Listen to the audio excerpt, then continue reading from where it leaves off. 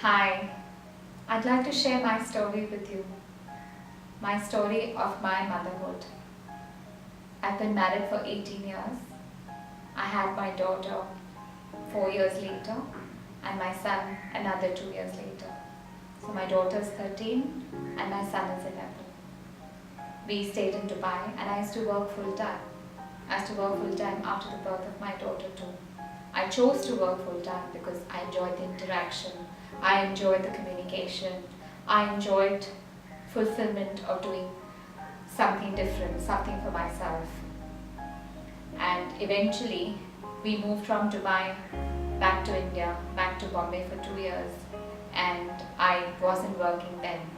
And slowly my obsession started, obsessing about my children, like many other mothers, obsessing about their health, obsessing about their safety. Have they reached school? Are they coming back? What time are they coming back? What time are they waking up? What time are they sleeping? We've got to get the homework done. You know the routine. Or rather, we think we know the routine when it's all spiraling out of control. I was sterilizing and sanitizing everything associated with my children. I was becoming an obsessive mother. And then we moved to Singapore and I carried that obsession with me. I did get a job. I worked part-time in Singapore, but my obsession continued.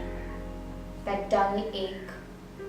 You know how when you have a corn on your foot and you squeeze your feet forcibly inside shoes and you continue walking and it's really painful at the start, and then that pain becomes a dull ache.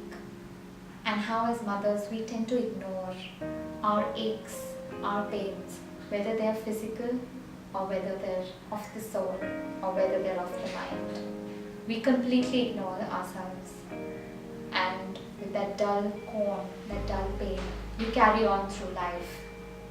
You take your children to the park, you take your children to school, you take them to birthday parties. You're continuously obsessing about being the best mother possible. But somewhere along the way, you forget to be the best version of yourself. So you continue down your journey of motherhood with that dull ache. And thankfully for me, we moved back to Dubai, where I discovered life coaching.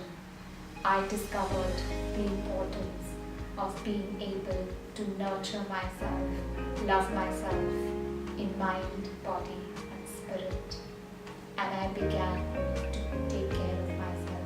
I began to give back to myself. So it's about actually doing a mini operation on that corn, putting your foot up, applying some antiseptic on it, and then having to keep your feet up maybe for a day, maybe for a week, and maybe sometimes even for a month, when nothing else comes before you, where the concentration is on me and nurturing myself and loving myself. And then I began to do that slowly and magically. Things began to get less chaotic for me. Even my children somehow fell into a more regular pattern where things began to feel more normal than that obsessive motherhood that I was enjoying myself. That pain in my foot, there was no longer any pain because I had taken time out. I had taken me time out for myself, where I healed myself. And thankfully for life coaching, for discovering that journey about beginning with me. Because who is a mother? A mother is the center of the universe. The universe being our family unit. If the center of the universe, if the center of the family is happy, then everyone around her is happy.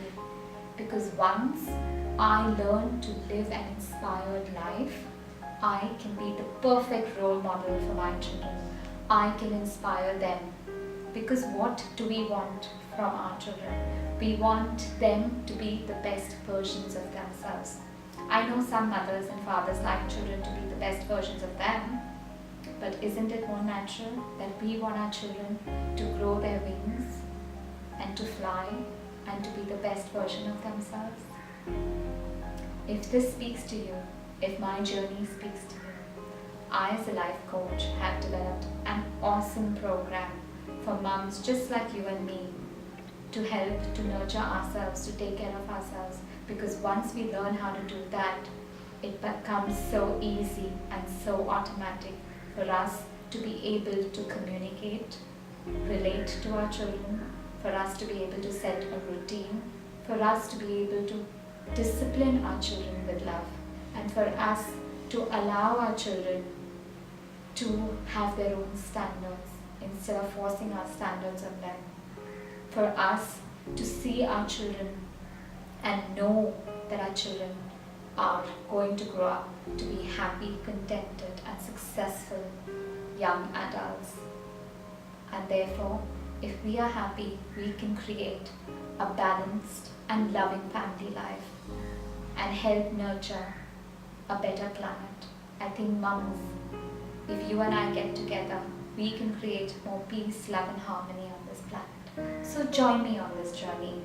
The program details are on the website. It is www.mumswhorock.net. You want to rock, don't you, mum? But there are limited spaces only because this program is very, very close to my heart. And I'm sure we're going to be a successful group of mums who are going to create happiness and a balanced family life for ourselves first, for our children and our husbands. So do email me on sunanaathena@gmail.com before the 25th of December to grab the early bird discount. So let's begin this journey, you and me together, on the 28th of Jan 2014. Let's begin the New Year, mums, with Mums Who Rock. See you soon. Take care and bye-bye.